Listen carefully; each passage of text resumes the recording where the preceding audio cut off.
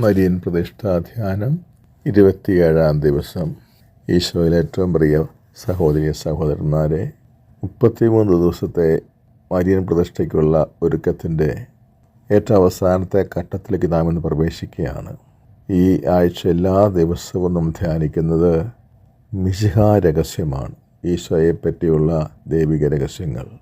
കാരണം മരിയൻ പ്രതിഷ്ഠ എന്നാണ് അറിയപ്പെടുന്നതെങ്കിലും മാതാവ് വഴി ഈശോ മിശിഹായ്ക്കുള്ള സമ്പൂർണ്ണ സമർപ്പണമാണിത്. അതുകൊണ്ട് ഈശോയെ ആഴത്തിൽ അറിയുകയും അനുഭവിക്കുകയും മരിയൻ പ്രതിഷ്ഠ ഫലപ്രദമാകുവാൻ അനിവാര്യമാണ്. 2010 സെപ്റ്റംബർ 18 ഇംഗ്ലണ്ടിലെ വെസ്റ്റ്മിനിസ്റ്റർ കത്തീഡ്രലിൽ ബെനഡിക്ട് 16 പാപ്പ നടത്തിയ പ്രസംഗമധ്യേ ആൾത്താരിൽ സ്ഥാപിതമായിരിക്കുന്ന കൂറ്റൻ ക്രൂശിതിരുവത്തിലേക്ക് നോക്കി പാപ്പ പറഞ്ഞു, ഈ ലോകത്തിലെ ഏറ്റവും സുന്ദരമായ കാര്യം യേശുവിനെ അറിയുക എന്നതാണ്. 19-ാമത്തെ വയസ്സിൽ ദൈവശാസ്ത്ര പഠനം തുടങ്ങിയ അദ്ദേഹം അന്ന് മുതൽ ശ്രദ്ധ പതിപ്പിച്ചിരുന്നത് ഈശോയെപ്പറ്റി സമഗ്രമായ അറിവ് നേടുക എന്നതിനായിരുന്നു. 95-ാം വയസ്സിൽ മരിക്കുമ്പോഴും അദ്ദേഹം മരിക്കും തൊട്ട് മുമ്പ് വരെയും ഈശോയെ പറ്റിയുള്ള അറിവ് നേടുന്നതിന് വേണ്ടി നിരന്തരം പഠിക്കുകയും വായിക്കുകയും ധ്യാനിക്കുകയും ചെയ്തിരുന്നു. അദ്ദേഹത്തിൻ്റെ ജീവിതം തന്നെ അദ്ദേഹത്തിൻ്റെ പ്രസ്താവനയ്ക്ക് തെളിവാണ്. ഈ ലോകത്തിലെ ഏറ്റവും സുന്ദരമായ കാര്യം യേശുവിനെ അറിയുകയാണ്. 71 വർഷത്തോളം 95 വയസ്സിലുള്ള ആയുസ്സിൽ 71 വർഷത്തോളം യേശുവിനറിയാൻ വേണ്ടി നിരന്തരം പ്രാർത്ഥിക്കുകയും പഠിക്കുകയും ഗവേഷണം നടത്തുകയും ഗ്രന്ഥങ്ങൾ രചിക്കുകയും ചെയ്ത അദ്ദേഹത്തിൻ്റെ ജീവിതം എത്ര സുന്ദരമായിരുന്നു, എത്ര ഭാഗ്യപൂർണമായിരുന്നു. പ്രിയപ്പെട്ടവരെ, ജാതി മത ഭേദമന്യേ എല്ലാ മനുഷ്യരുടെ ഹൃദയത്തിലെ ദാഹം യേശുവിനെ അറിയാൻ വേണ്ടിയുള്ളതാണ്. 5 ഭർത്താക്കന്മാരോടൊത്ത് ജീവിച്ച് അതിനുശേഷം ഭർത്താവല്ലാത്തൊരാളുമായി ജീവിക്കുന്ന അത്രയ്ക്കും തകർന്നു കഴിയുന്ന സമരിയാക്കാരി സ്ത്രീ പോലും പ്രതീക്ഷയുള്ളവളായിരുന്നു. അവൾ യോഹന്നാൻ സുവിശേഷം 4:25 തൻ്റെ മുമ്പിൽ നിൽക്കുന്ന ക്രിസ്തുവാണെന്ന് അറിയാതെ അവിടുത്തോട് പറയുന്നുണ്ട്, മിശിഹ വരുമ്പോൾ എല്ലാ കാര്യങ്ങളും ഞങ്ങളെ അറിയിക്കും. അവളുടെ ജീവിതത്തിന് ഒരു മാറ്റം വരും എന്നൊരു പ്രതീക്ഷ അവൾക്കുണ്ടായിരുന്നു എന്ന് മനസ്സിലാക്കി ഈശോ ഉടൻ തന്നെ വെളിപ്പെടുത്തി കൊടുത്തു, നിന്നോട് സംസാരിക്കുന്ന ഈ ഞാൻ തന്നെയാണവൻ. അത് കേട്ട നിമിഷം ആ സ്ത്രീയുടെ ജീവിതം അടിമുടി മാറുന്നു. അവൾ അത്രയും കാലത്തെ തെറ്റായ ജീവിതം ആ നിമിഷം തിരുത്തുന്നു. തുടർന്നുള്ളവളുടെ ജീവിതം അതിസുന്ദരമായി തീരുന്നു. സമരിയ ദേശക്കാർക്ക് മുഴുവനും രക്ഷ കാണിച്ചു കൊടുക്കുന്നവളായി അവൾ മാറിക്കഴിഞ്ഞിരിക്കുന്നു. ക്രിസ്ത്യാനികളെ ഒന്നടങ്കം കൊന്നൊടുക്കാൻ വീടാന്തരം കയറി ഇറങ്ങി ക്രൈസ്തവരെ കൈയോടെ പിടികൂടി ജയിലിലടയ്ക്കുന്നതിൽ മുൻകൈയെടുത്ത് നടന്ന ക്രൂരനായ സാവൂൾ എത്ര പെട്ടെന്നാണ് വിശുദ്ധ പൗലോസായിട്ട് മാറുന്നത്. ഡമാസ്കസിലേക്കുള്ള യാത്രാമധ്യേ യേശുവിനെ പറ്റി കിട്ടിയ ഒരു അറിവ്, അദ്ദേഹത്തിൻ്റെ ജീവിതത്തെ ആഴത്തിൽ സ്പർശിച്ച ആ യേശു ജ്ഞാനം പിന്നീട് അന്നറിയപ്പെടുന്ന മുന്നിൽ നിന്ന് ലോകം മുഴുവനും നടന്ന് ക്രിസ്തുവിനെ പ്രഘോഷിക്കാൻ മാത്രം അദ്ദേഹത്തിൻ്റെ ജീവിതം അതിസുന്ദരമായി തീർന്നു. റഷ്യൻ സാഹിത്യകാരൻ ദസ്തയേവ്സ്കി പറഞ്ഞ എത്രയോ പ്രസക്തം, ക്രിസ്തു ഇല്ലെങ്കിൽ എല്ലാം ജുഗുപ്സാപകവും ദാസോചിതവും അത്രേ. Nobel prize French Nobel prize ജേതാവായ ഫ്രാങ്ക് മോറിയാക്ക് പറഞ്ഞു, യേശുക്രിസ്തുവിനെ ഞാൻ അറിഞ്ഞില്ലായിരുന്നെങ്കിൽ എന്നെ സംബന്ധിച്ച് ദൈവം എന്ന വാക്ക് വെറും നിരർത്ഥകമായി പോകുമായിരുന്നു. വിവേകാനന്ദ സ്വാമി ലോകം കണ്ട മഹാജ്ഞാനികളൊരുവനാണ്. അദ്ദേഹം എല്ലാ ദിവസവും വിശുദ്ധ ഗ്രന്ഥം വായിക്കുമായിരുന്നു. യേശുവിനെ പറ്റി അറിയുക അദ്ദേഹത്തിനൊരു വലിയ ആനന്ദമായിരുന്നു. ഒരു തരത്തിൽ പറഞ്ഞ അദ്ദേഹം യേശു ക്രിസ്തുവുമായി അത്യഗാധമായ സ്നേഹബന്ധത്തിൽ വീണു പോവുക തന്നെ ചെയ്തു. അതുകൊണ്ട് അദ്ദേഹം പറയുന്നുണ്ട്, നിങ്ങൾക്ക് ക്രിസ്തുവിനെ ആദരിക്കാൻ ആഗ്രഹമുണ്ടെങ്കിൽ അവിടുത്തെ ദൈവമായി തന്നെ ആരാധിക്കണം. ക്രിസ്തുവിൻ്റെ മിഷണറിമാരെ നിങ്ങൾ ഈ ഇന്ത്യയിലേക്ക് 100 കണക്കിനായി വരണമേ. ഇന്ത്യയുടെ എല്ലാ മുക്കിലും മൂലയിലും എല്ലാ ഗ്രാമങ്ങളിലും ക്രിസ്തു പ്രസംഗിക്കപ്പെടണം എങ്കിൽ മാത്രമേ ഈ രാജ്യം ധന്യമാകൂ എന്ന് വിവേകാനന്ദ സ്വാമി പറഞ്ഞത് അദ്ദേഹം യേശു ക്രിസ്തുവുമായുള്ള സ്നേഹബന്ധത്തിൽ നിന്നാണ്. ബ്രഹ്മസമാജ നേതാവായ കേശവചന്ദ്രസൻ പറഞ്ഞ വാക്ക് എത്രയോ ഹൃദയസ്പർശി. അദ്ദേഹം പറഞ്ഞു, ഇന്ത്യ എന്നെ പത്സിച്ചാലും ഹിംസിച്ചാലും ശരി, എൻ്റെ രക്തം തുള്ളിയായി ഊറ്റിയെടുത്താലും യേശുനാഥ, ഞാൻ അങ്ങയെ എന്നും സ്നേഹിക്കും. എൻ്റെ കരങ്ങൾ അങ്ങയെ ശുശ്രൂഷിക്കാനുള്ളതാണ്, എൻ്റെ പാദങ്ങൾ എനിക്ക് സേവനം ചെയ്യുവാനുള്ളതാണ്. എൻ്റെ ക്രിസ്തുവേ, എൻ്റെ ഹൃദയത്തിൻ്റെ മാണിക്യമേ, എൻ്റെ ആത്മാവിൻ്റെ ആഭരണമേ, ഈ തകർന്ന ഹൃദയത്തിൻ്റെ ശ്രീകോവിലിൽ കഴിഞ്ഞ 20 വർഷങ്ങളായി ഞാൻ അങ്ങയെ പൂജിക്കുന്നു. പൗലോസിൻ്റെ കൂടെ ഞാനും പറയുന്നു, എനിക്ക് ജീവിതം ക്രിസ്തുവാണ്.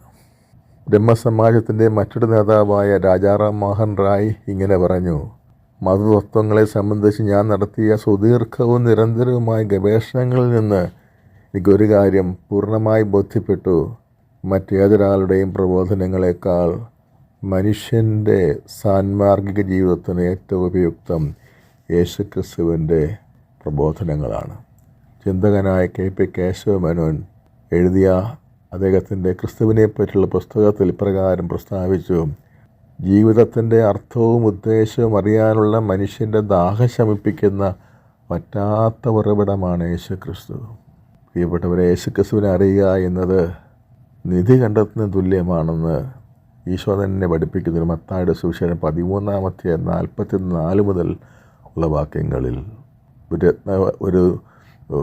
ഒരു മണ്ണിൽ ഒരു സ്ഥലത്ത് നിധി ഒളിഞ്ഞിരിക്കുന്നതായി കാണുന്ന ഒരാൾ ആ നിധി സ്വന്തമാക്കാൻ വേണ്ടി തനിക്കുള്ളതെല്ലാം പോയി സന്തോഷത്തോടെ വെക്കുന്നു.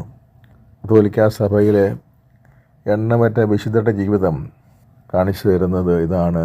ക്രിസ്തുവിനെ അറിഞ്ഞവരുടെ എല്ലാം വ്യക്തിപരമായ ജീവിതം സുന്ദരമാകുക മാത്രമല്ല, അവർക്ക് ചുറ്റുമുള്ള ലോകത്തെ മുഴുവൻ അവർ സുന്ദരമാക്കി മാറ്റി. ഇപ്പോൾ ബെനഡിക്റ്റിൻ്റെ വാക്കുകൾ അർത്ഥം വ്യാപ്തി ഇവിടെ മനസ്സിലാകുകയാണ്. യേശുവിനെ അറിയുകയാണ് ഏറ്റവും സുന്ദരമായ കാര്യം. യേശുവിനെ അറിഞ്ഞ വ്യക്തികളാണ് വിശുദ്ധർ. അവരുടെ തന്നെ സ്വന്തം ജീവിതം അതിസുന്ദരമായി മാറി. അവർക്ക് ചുറ്റുമുള്ള ലോകത്തെ മുഴുവനും അവർ സുന്ദരമാക്കി. വിശുദ്ധ ഫ്രാൻസിസ് അസീസിയെ പോലെയുള്ള അനേക വിശുദ്ധർ അവർ ജീവിച്ച കാലത്ത് ലോകത്തിന് പ്രകാശമായി, ലോകത്തിന് പ്രത്യാശയായി തീർന്നു. യേശുവിനെ അറിയുക സുന്ദരമായ കാര്യം തന്നെ. ക്രിസ്തുവിനെ അറിയുക എന്ന് പ്രത്യേകമായൊരർത്ഥമുണ്ട്. കൊരിന്ത്യർക്ക് 2-ാമത്തെ ലേഖനം 11-ാം അധ്യായത്തിൽ 2-ാം വാക്യത്തിൽ പൗലോസ് അപ്പോസ്തലൻ കൊരിന്ത്യസിലെ ക്രൈസ്തവർക്ക് ഇങ്ങനെ എഴുതുകയാണ്, നിർമ്മലയായ വധുവിനെ അവളുടെ ഭർത്താവിനെന്നതുപോലെ നിങ്ങളെ ക്രിസ്തുവിനെ സമർപ്പിക്കേണ്ടതിന് ക്രിസ്തുവുമായുള്ള നിങ്ങളുടെ വിവാഹ നിശ്ചയം ഞാൻ നടത്തി. യേശുവിനെ അറിയുക എന്നത് അത്യഗാധമായ, ഒരിക്കലും മാറിപ്പോകാത്ത, മാറ്റം വരാത്ത ശാശ്വതമായ ഒരു വ്യക്തി സ്നേഹബന്ധമാണ്. ആ അറിവ്, യേശുവിനെ പറ്റിയുള്ള ഈ അറിവാണ് നമ്മുടെ ജീവിതത്തെ യഥാർത്ഥ ക്രൈസ്തവമാക്കുന്നത്, യഥാർത്ഥ മനുഷ്യനാക്കുന്നത്. ഈശോയെ പറ്റിയുള്ള ഈ അറിവ് ഈശോയ്ക്ക് നമ്മുടെ ജീവിതം സമർപ്പിക്കാൻ നമ്മെ പ്രോത്സാഹിപ്പിക്കും. മിഥുൻ പ്രതിഷ്ഠയുടെ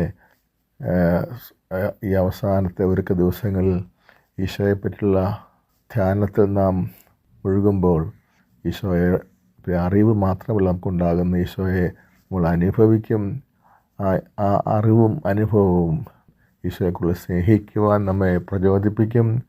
അത് ഈശോ നമ്മുടെ ജീവിതം പോലെ സമർപ്പിക്കുവാനും നമ്മളെ ശക്തരാക്കും. ഈ ചിന്തകളോടെ ഇന്നത്തെ ആമുഖത്തിലേക്ക് പ്രവേശിക്കാം. വിചിന്തനം. യേശു ക്രിസ്തു ദൈവം തന്നെ. ദൈവപുത്രൻ വന്നെന്നും സത്യസ്വരൂപനെ അറിയാനുള്ള കഴിവ് നമുക്ക് നൽകിയെന്നും നാം അറിയുന്നു. നാം ആകട്ടെ സത്യസ്വരൂപനിലും അവിടുത്തെ പുത്രനായ യേശുക്രിസ്തുവിലുമാണ്. ഇവനാണ് സത്യദൈവവും നിത്യജീവൻ. യോഹന്നാൻ്റെ 1-ാം ലേഖനം 5-ാം അധ്യായം 20-ാം വാക്യം. യോഹന്നാൻ്റെ സുവിശേഷം 8-ാം അധ്യായം 24-ാം വാക്യത്തിൽ യേശു ഇപ്രകാരം പറഞ്ഞു, നിങ്ങൾ നിങ്ങളുടെ പാപങ്ങളിൽ മരിക്കുമെന്ന് ഞാൻ നിങ്ങളോട് പറഞ്ഞു. എന്തെന്നാൽ ഞാൻ ആകുന്നുവെന്ന് വിശ്വസിക്കുന്നില്ലെങ്കിൽ നിങ്ങൾ നിങ്ങളുടെ പാപങ്ങളിൽ മരിക്കും. ഞാനാകുന്നു എന്ന പ്രയോഗം ദൈവമായ കർത്താവാണ് പുറപ്പാട് 3-ാം അധ്യായത്തിൽ 13 മുതൽ 15 വരെയുള്ള വാക്യങ്ങളിൽ ആദ്യം ഉപയോഗിച്ചതായി കാണുന്നത്. ഈജിപ്തിൽ കഴിഞ്ഞിരുന്ന ഇസ്രായേൽ ജനത്തെ പുറത്തു കൊണ്ടുവരാനുള്ള ദൗത്യം മോശയ്ക്ക് ദൈവം നൽകവേ ആ ദൈവത്തിൻ്റെ പേരെന്ത് എന്ന് ജനം ചോദിച്ചാൽ എന്ത് മറുപടി കൊടുക്കണം എന്ന് മോശ ആരായുകയുണ്ടായി. ദൈവം നൽകിയ ഉത്തരം, ഞാൻ ആകുന്നവൻ എന്നെ നിങ്ങളുടെ അടുത്തേക്ക് അയച്ചിരിക്കുന്നെന്ന് പറയണമെന്നാണ്. ഇതാണ് എന്നേക്കും എൻ്റെ നാമധേയമെന്ന് എടുത്തു പറയുകയും ചെയ്തു. അതേ നാമധേയം ഞാനാകുന്നു യേശു ഉപയോഗിച്ചതിലൂടെ താൻ ദൈവമാണെന്ന് യേശു തന്നെ പ്രഖ്യാപിക്കുകയായിരുന്നു. യേശുവിൻ്റെ ദൈവത്വം ബൈബിളിൽ യേശുക്രിസ്തു ദൈവം തന്നെയാണ് എന്ന് വിശുദ്ധ ബൈബിൾ സ്പഷ്ടമായി പ്രഖ്യാപിക്കുന്നുണ്ട്. യോഹന്നാൻ്റെ സുവിശേഷം 1-ാം അധ്യായത്തിൻ്റെ 18-ാം വാക്യം, ദൈവത്തെ ആരും ഒരിക്കലും കണ്ടിട്ടില്ല, പിതാവുമായി ആത്മബന്ധം പുലർത്തുന്ന ദൈവം തന്നെയായ ഏകജാതനാണ് അവിടുത്തെ വെളിപ്പെടുത്തിയത്. റോമാലേഖനം 9-ാം അധ്യായം 5-ാം വാക്യത്തിൽ നാം വായിക്കുകയാണ്, യേശുക്രിസ്തു സർവാധിപനായ ദൈവവും എന്നേക്കും വാഴ്ത്തപ്പെട്ടവനുമാണ്. യോഹന്നാൻ്റെ 1-ാം ലേഖനം 5-ാം 20-ാം വാക്യത്തിൽ പ്രകാരമാണ് എഴുതപ്പെട്ടിരിക്കുന്നത്, യേശുക്രിസ്തു സത്യദൈവവും നിത്യജീവനുമാണ്. യേശുവിൻ്റെ ദൈവത്വം വിശുദ്ധ പാരമ്പര്യത്തിൽ നിക്കായ പ്രമാണത്തിൽ നാം ഏറ്റുപറയുന്നത്, യേശു പിതാവിൽ നിന്ന് ജനിച്ചവനും എന്നാൽ സൃഷ്ടിക്കപ്പെടാത്തവനുമായ ഏക കർത്താവാണെന്നും അവിടുന്ന് ദൈവത്തിൽ നിന്നുള്ള സത്യദൈവവും പിതാവിനോട് കൂടെ ഏകസത്തയുമാകുന്നു എന്നുമാണ്. സീറോ മലബാർ കുർബാനക്രമത്തിൽ 4-ാം പ്രണാമജപത്തിൽ പ്രാർത്ഥിക്കുന്നത് ഇപ്രകാരമാണ്, ഞങ്ങളുടെ കർത്താവും ദൈവവുമായ മിശിഹ വന്ന് എല്ലാവർക്കും വിശുദ്ധിയുടെ മാർഗം പഠിപ്പിച്ചുവെന്ന് എല്ലാ മനുഷ്യരും അറിയട്ടെ. ലത്തീൻ കുർബാനക്രമത്തിൽ റോമൻ മിസാളിൽ സഭയെ പ്രാർത്ഥിക്കുന്നത് ഇങ്ങനെയാണ്, അങ്ങയോടുകൂടെ പരിശുദ്ധാത്മാവുമായുള്ള ഐക്യത്തിൽ എന്നെന്നും ദൈവമായി ജീവിച്ച് വാഴുന്ന അങ്ങേ പുത്രൻ ഞങ്ങളുടെ കർത്താവുമായ യേശുക്രിസ്തു വഴി സമർപ്പിക്കുന്ന ഈ പ്രാർത്ഥന കേട്ടുള്ളണമേ. താൻ ദൈവമാണെന്ന് യേശു തന്നെ സ്വയം അവകാശപ്പെടുന്നുണ്ട്. അന്ത്യത്താഴത്തിൽ ഈശോ പറയുകയാണ്, യോഹന്നാൻ്റെ സുവിശേഷം 13-ാം അധ്യായം 13-14 വാക്യങ്ങളിൽ, നിങ്ങൾ എന്നെ ഗുരുവെന്നും കർത്താവെന്നും വിളിക്കുന്നു. അത് ശരി തന്നെ, ഞാൻ ഗുരുവും കർത്താവുമാണ്. ഈ തിരുവചന ഭാഗത്ത് 2 തവണ യേശു പ്രഖ്യാപിക്കുന്നുണ്ട് അവിടുന്ന് കർത്താവാണ് എന്ന്. കത്തോലിക്കാ സഭയുടെ മതബോധന ഗ്രന്ഥം 455-ാം ഖണ്ഡിക കർത്താവ് എന്ന വാക്കിൻ്റെ അർത്ഥം പഠിപ്പിച്ചു തരുന്നത് ഇങ്ങനെയാണ്, കർത്താവ് എന്ന അഭിധാനം ദൈവിക പരമാധികാരം സൂചിപ്പിക്കുന്നു. യേശുവിനെ കർത്താവായി ഏറ്റുപറയുകയോ വിളിച്ചപേക്ഷിക്കുകയോ ചെയ്യുന്നത് അവിടുത്തെ ദൈവത്വത്തിൽ വിശ്വസിക്കുന്നതാണ്. യേശു മനുഷ്യനായി അവതരിച്ച ദൈവം. യേശുക്രിസ്തു മനുഷ്യനായി തീർന്ന ദൈവമാണെന്ന് തിരുവചനം ഉറപ്പിച്ചു പറയുന്നു. യോഹന്നാൻ്റെ സുവിശേഷം അധ്യായം 1 വാക്യം 1-14. ആദിയിൽ വചനമുണ്ടായിരുന്നു, വചനം ദൈവമായിരുന്നു, വചനം മാംസമായി നമ്മുടെ ഇടയിൽ കൂടാരമടിച്ചു. ഇതേപ്പറ്റി സഭ പഠിപ്പിക്കുന്ന ഇപ്രകാരമാണ്. കത്തോലിക്കാ സഭയുടെ മതബോധന ഗ്രന്ഥം 479-ാം ഖണ്ഡികയിൽ, ദൈവനിശ്ചിതമായ സമയത്തിൽ പിതാവിൻ്റെ ഏകപുത്രനായ നിത്യവചനവും അവിടുത്തെ സത്തയുടെ പ്രതിച്ഛായയുമായവൻ മനുഷ്യനായി അവതരിച്ചു. സ്വന്തം ദൈവപ്രകൃതിക്ക് ഭംഗം വരാതെ അവിടുന്ന് മനുഷ്യപ്രകൃതി ആദാനം ചെയ്തു. യേശുക്രിസ്തുവിൽ ദൈവപ്രകൃതിയും മനുഷ്യപ്രകൃതിയും ഒരുമിച്ച് സമ്മേളിച്ചിരിക്കുന്നു. യേശുക്രിസ്തുവിൽ 2 സ്വഭാവങ്ങൾ അഥവാ പ്രകൃതികളുണ്ട്, 2 നേച്ചേഴ്സ്, ദൈവപ്രകൃതിയും മനുഷ്യപ്രകൃതിയും. ഈ പ്രകൃതികൾ തമ്മിൽ കൂടിക്കലരാതെ ദൈവപുത്രൻ്റെ ഏക വ്യക്തിത്വത്തിൽ സംയോജിച്ചിരിക്കുന്നു. ഇത് കത്തോലിക്കാ സഭയുടെ മതബോധന ഗ്രന്ഥം 481-ാം ഖണ്ഡികയിലെ പ്രബോധനമാണ്. അതേ മതബോധന ഗ്രന്ഥം 482-ൽ ഇപ്രകാരം നാം വായിക്കുന്നു, ക്രിസ്തു സത്യദൈവവും സത്യമനുഷ്യനുമാകയാൽ അവിടത്തേക്ക് ഒരു മാനുഷിക ബുദ്ധിയും മനസ്സുമുണ്ട്. അവ ദൈവിക ബുദ്ധിക്കും ദൈവിക മനസ്സിനും പൂർണ്ണമായി അനുരൂപപ്പെട്ടതും വിധേയവുമായിരുന്നു. യേശു ക്രിസ്തു സത്യദൈവവും സത്യമനുഷ്യനുമാണെന്ന് തിരുസഭയുടെ മതബോധനം 464 പഠിപ്പിക്കുന്നത് ശ്രദ്ധിച്ചു കേൾക്കാം. ദൈവപുത്രൻ്റെ അതുല്യവും അദ്വിതീയവുമായ മനുഷ്യാവതാരത്തിൻ്റെ അർത്ഥം യേശു ക്രിസ്തു പകുതി ദൈവവും പകുതി മനുഷ്യനുമാകുന്നു എന്നല്ല. ദൈവപ്രകൃതിയും മനുഷ്യപ്രകൃതിയും കൂടിക്കുഴഞ്ഞ ഒരു മിശ്ര പ്രകൃതി ആണ് അവിടത്തേക്കുള്ളതെന്നും അർത്ഥമില്ല. യഥാർത്ഥ ദൈവമായിരിക്കെ തന്നെ അവിടുന്ന് യഥാർത്ഥ മനുഷ്യനായി. യേശു ക്രിസ്തു യഥാർത്ഥ ദൈവവും യഥാർത്ഥ മനുഷ്യനുമാകുന്നു. യേശുവിൻ്റെ മാനുഷിക പ്രവൃത്തികൾ ദൈവിക വ്യക്തിയുടേതാണ് എന്ന് സഭ പഠിപ്പിക്കുന്നുണ്ട്. അവിടുന്ന് ഇതെല്ലാ പ്രവൃത്തികളും മാനുഷികമായ ചില പ്രവൃത്തികൾ ദൈവിക വ്യക്തിയുടെ പ്രവൃത്തികളാണ്. അത് മതബോധനം 468 ഖണ്ഡികയിലാണ് പഠിപ്പിക്കുന്നത്. കോൺസ്റ്റാന്റിനോപ്പിൾ സമ്മേളിച്ച 5-ാം സാർവത്രിക സുവർണദിവസ് ഇപ്രകാരം പ്രഖ്യാപിച്ചു: ക്രിസ്തുവിൽ ഒരേ ഒരു ഉപസ്ഥിതി വ്യക്തി മാത്രമേ ഉള്ളൂ. അത് ത്രിത്വത്തിലൊരുവനായ നമ്മുടെ കർത്താവായ യേശു ക്രിസ്തുവാണ്. അതിനാൽ അവിടുത്തെ മനുഷ്യപ്രകൃതിയിലുള്ള എല്ലാം അതിൻ്റെ ശരിയായ കർത്താവ് സബ്ജക്റ്റ് ആയ അവിടുത്തെ ദൈവിക വ്യക്തിയിലാണ് ആരോപിക്കേണ്ടത്. അവിടുത്തെ അത്ഭുതങ്ങൾ മാത്രമല്ല, അവിടുത്തെ പീഡാനുഭവവും മരണവും പോലും ദൈവിക വ്യക്തിയുടെ പ്രവൃത്തികളാണ്. യേശു ദൈവമാണെന്നുള്ള അറിവും വിശ്വാസവും ലോകത്തിൻ്റെ മേൽ ജയം നേടാൻ കാരണമാകുമെന്ന് യോഹന്നാൻ്റെ 1-ാം ലേഖനം 5-ാം അധ്യായം 4-5 വാക്യങ്ങളിൽ വായിക്കാം. യേശു ദൈവപുത്രനാണെന്ന് വിശ്വസിക്കുന്നതിനല്ലാതെ മറ്റാരാണ് ലോകത്തെ ജയിക്കുന്നത്? ലോകത്തെ ജയിക്കുന്നവനാണ് യഥാർത്ഥ ക്രിസ്തു ശിഷ്യൻ. ലോകം അവനെയല്ല, പ്രസ്തുത അവൻ ലോകത്തെ കീഴടക്കും. യേശു സർവ്വ മനുഷ്യരുടെയും രക്ഷകനാണ്. യേശു ദൈവമാണ് എന്ന് പറയുന്നതിനർത്ഥം ജാതിമതഭേദമന്യേ എല്ലാ മനുഷ്യരുടെയും രക്ഷകൻ യേശു ക്രിസ്തുവാണ് എന്നാണ്.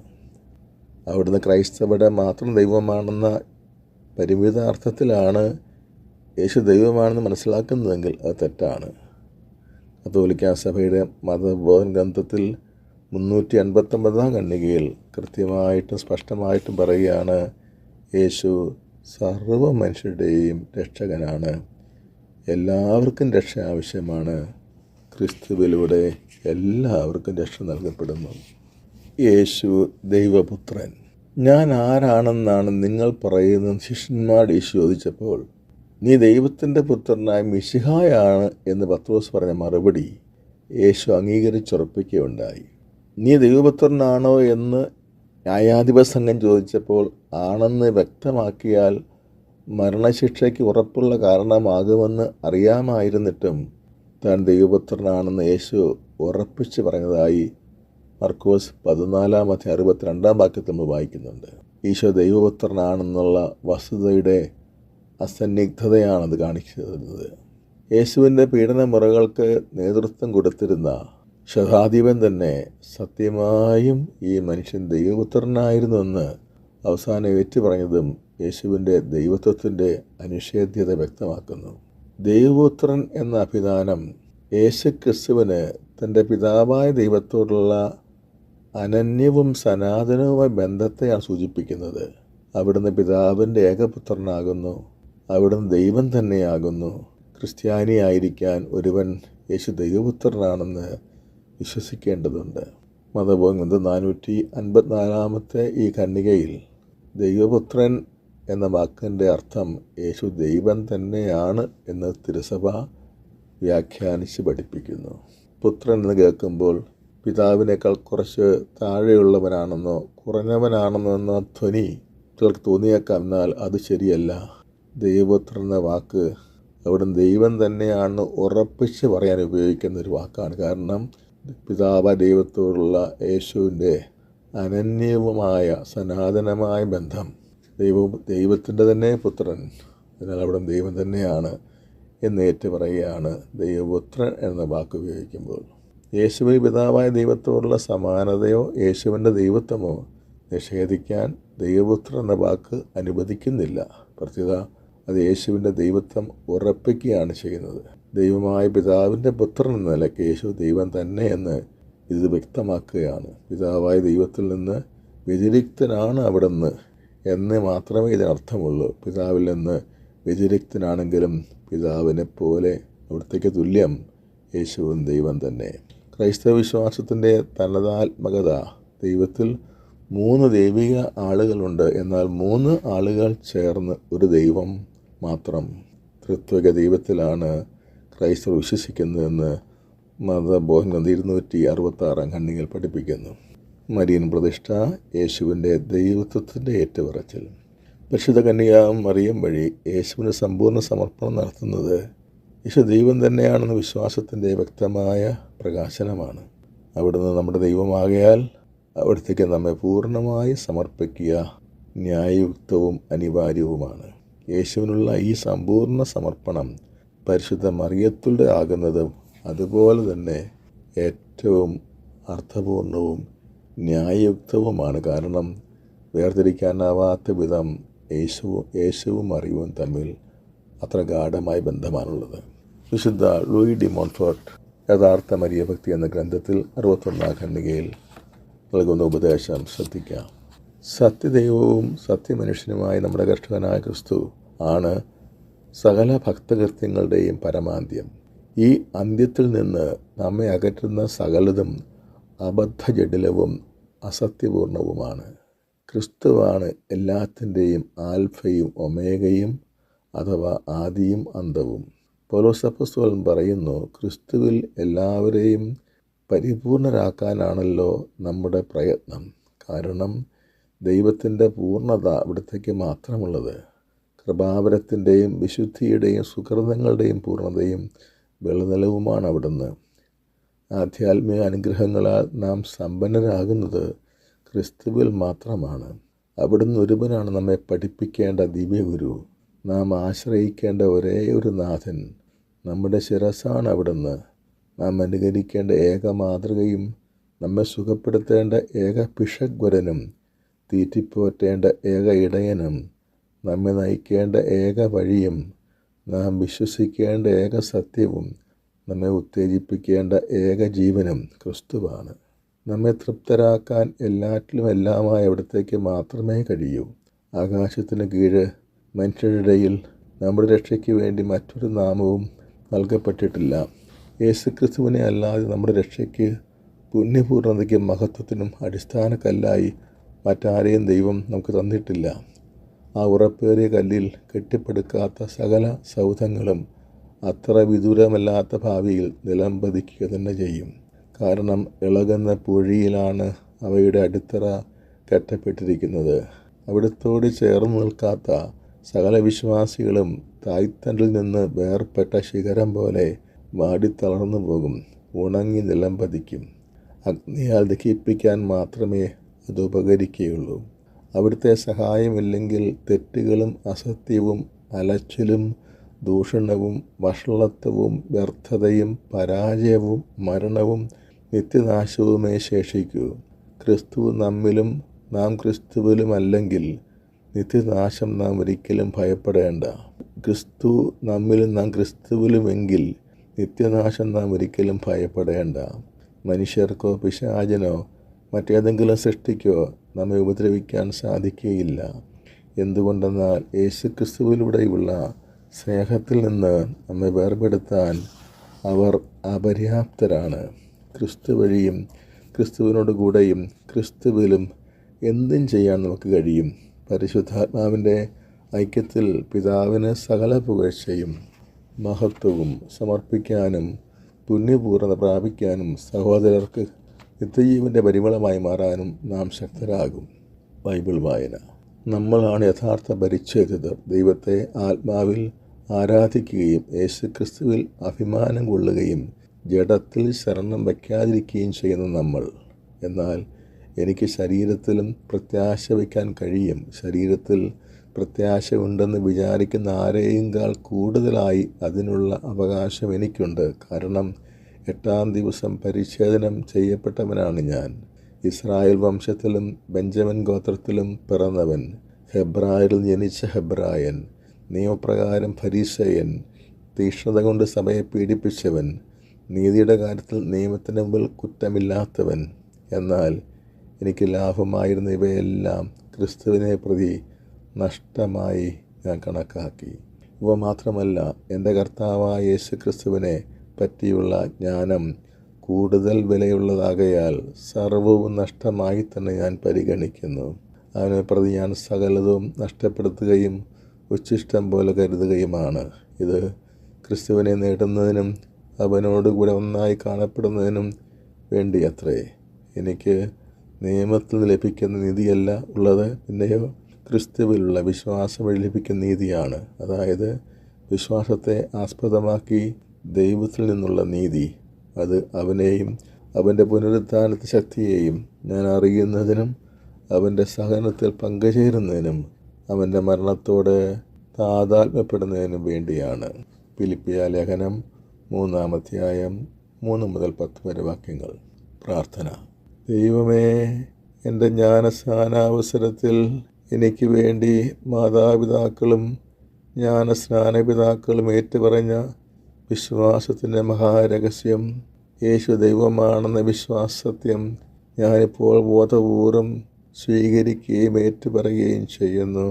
യേശുവാണ് സർവ്വ മനുഷ്യരുടെയും രക്ഷിതാവ് എന്ന തിരുസഭയുടെ ഏറ്റുപറച്ചിലിൽ ഞാൻ ദൃഢമായി വിശ്വസിക്കുന്നു. പിതാവിൻ്റെ നിത്യവചനവും അവിടുത്തെ പ്രതിച്ഛായയുമായവൻ മനുഷ്യനായി അവതരിച്ചുവെന്നും അവിടുത്തെ ദൈവപ്രകൃതിക്ക് ഭംഗം വരാതെ അവിടുന്ന് മനുഷ്യപ്രകൃതി ആദാനം ചെയ്തുവെന്നും ഞാൻ വിശ്വസിക്കുന്നു. തൻ്റെ ദൈവിക വ്യക്തിത്വത്തിൻ്റെ ഐക്യത്തിൽ യേശുക്രിസ്തു സത്യദൈവവും സത്യമനുഷ്യനുമാണെന്ന് ഞാൻ ഏറ്റുപറയുന്നു. അവിടുത്തെ മനുഷ്യപ്രകൃതിയിലുള്ളതെല്ലാം അത്ഭുതങ്ങൾ, പീഡാനുഭവം, മരണം മുതലായവയായ അവിടുത്തെ ദൈവിക പ്രകൃതിയിലാണ് ആരോപിക്കേണ്ടത്, അവിടുത്തെ ദൈവിക വ്യക്തിയിലാണ് ആരോപിക്കേണ്ടത് എന്ന സത്യവിശ്വാസം ഞാൻ ഏറ്റുപറയുന്നു. കർത്താവായ യേശുവേ, എൻ്റെ ജീവിതം പൂർണ്ണമായി അങ്ങേക്ക് തന്ന് ഞാൻ ജീവിത സാഫല്യമടയട്ടെ. അങ്ങേ സർവാധികാരം എൻ്റെ മേൽ സ്ഥാപിക്കണമേ. കന്യകമറിയമേ, നീ നിന്റെ തിരുക്കുമാരൻ്റെ ദൗത്യത്തിനു വേണ്ടി നിൻ്റെ ജീവിതവും നിന്നെ തന്നെയും പൂർണ്ണമായി സമർപ്പിച്ചല്ലോ. എന്നെ കൂടി നീ അവിടുത്തേക്ക് സമർപ്പിക്കണമേ. ആമേൻ. സൽകൃത്യം. യേശു ദൈവമാണെന്നതിൻ്റെ അർത്ഥം മറ്റൊരു ക്രൈസ്തവ വിശ്വാസിക്ക് വ്യക്തമായി പറഞ്ഞു കൊടുക്കുക.